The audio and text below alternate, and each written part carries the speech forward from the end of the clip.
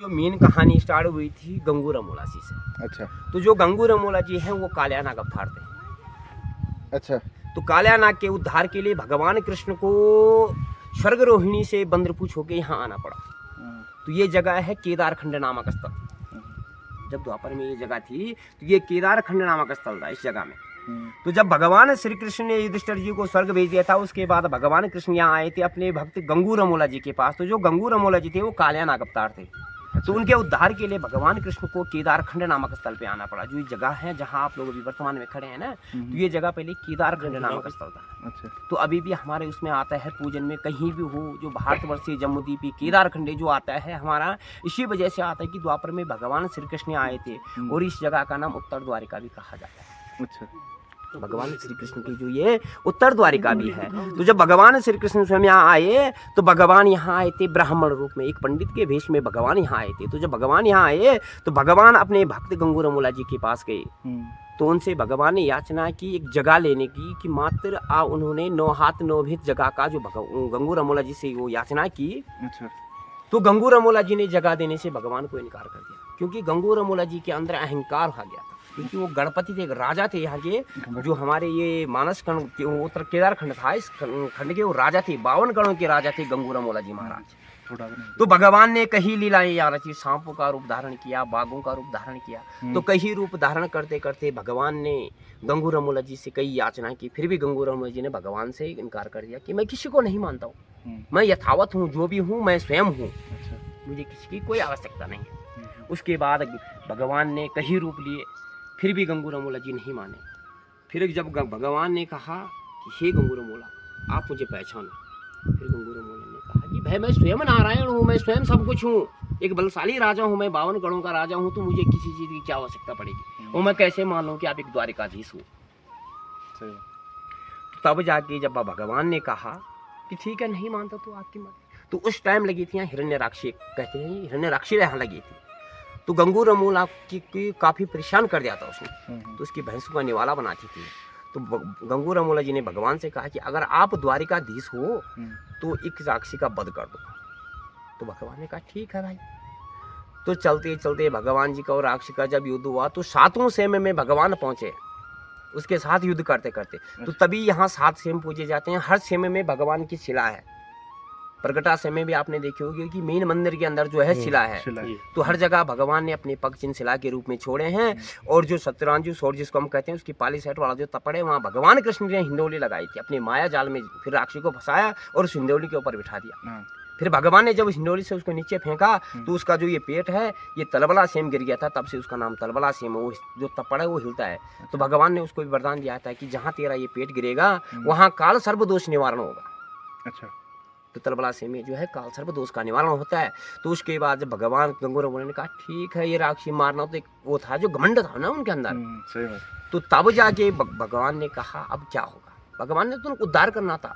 तो जो मैणावती जी थी उनके सपने में भगवान श्री कृष्ण स्वयं गए कृष्ण रूप में। मैणावती कौन? गंगू रमोला की जो घरवाली। अच्छा कालियानाग की 5वीं पत्नी। तो भगवान ने कहा कि हे माता, जब मैं बालावस्था में आपके पास आया था यमुना नदी में, तो यथावत आप मुझे पहचान। तो भगवान ने जब कृष्ण रूप दिखाया तो मैणावती जी ने भगवान को पहचाना। फिर मैणावती जी ने भगवान की तपस्या की और भगवान कृष्ण रूप में प्रकट हुए, जो प्रगटासीम हम जिसको कहते हैं, कृष्ण रूप में प्रकट हुए और उनको पुत्र वरदान दे दिया। तो उनके 2 पुत्र हुए थे, शिदुआ और विदुआ। तो जैसे हमारे बच्चे हैं आजकल, हम तो सालों के बढ़ते हैं, तो वो वरदानी पुत्र थे, वो दिन के बढ़ते चले गए। अच्छा। तो यथावत जब वो दिन के बढ़ते गए तो भगवान श्री कृष्ण ने अपनी लीलाएं रचना प्रारंभ किया। और उसके बाद भगवान श्री कृष्ण ने जब गंगू रमोला से उनका जो अहंकार था वो खत्म कर दिया, उसके बाद भगवान चले अपने गुप्ताश्रम में। तो गुप्ताश्रम एक ऐसी जगह है जहाँ आप लोग कभी जाओ, प्रभु की इच्छा हो तो नैर थुनेर का वहाँ जंगल है। अच्छा। तो जाते जाते मन को एकांत शांति मिलती है, मन में कोई द्वेष भाव नहीं रहता है कि मैं क्या हूँ, कैसा हूँ, मैं अमीर हूँ, गरीब हूँ, मतलब वहाँ मन एकांत हो जाता है अपने आप। कोई पुजारी नहीं बैठता है, फिर भी वहाँ स्वयं पूजा होती है प्रभु की। कभी संध्या के टाइम जाना या सुबह आरती के टाइम जाना तो आप लोगों को शंख धुनी या घंटी की आवाज़ें सुनाई देगी। यथावत प्रत्यक्ष प्रमाण है गुप्ताश्रम का।